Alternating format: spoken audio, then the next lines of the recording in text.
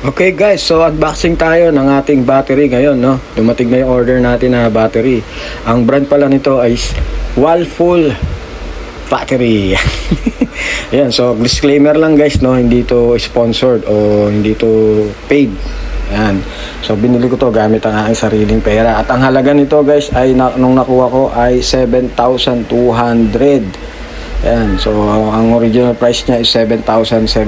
So gumamit ako ng voucher, tsaka maganda rin dahil free shipping na rin siya, no? Naka-discount ako ng 500 na higit. Ayan, so medyo may kabigatan tong battery nito na dahil 14 kilos ang kanyang timbang guys, no?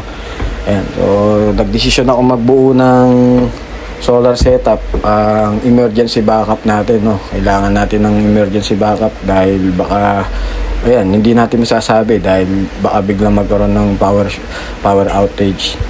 Yan, so maganda ang casing nitong battery nito dahil stainless at meron na rin siyang single handle na matibay naman. Yan, napakabigat talaga nito guys. Yan, Green Energy Wallful. Yan, papakita ko sa inyo yung ano nito, yung ang nagustuhan ko rito guys kasi meron na siyang built-in LED display. Yan, tsaka yung terminal niya merong cover. Yan, so safe ka talaga dyan na hindi madidikatan o hindi madadapuan.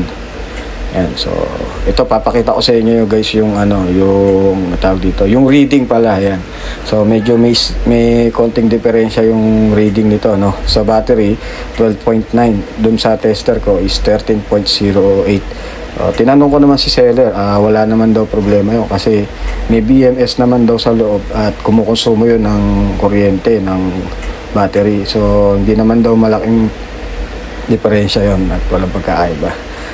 Ciao!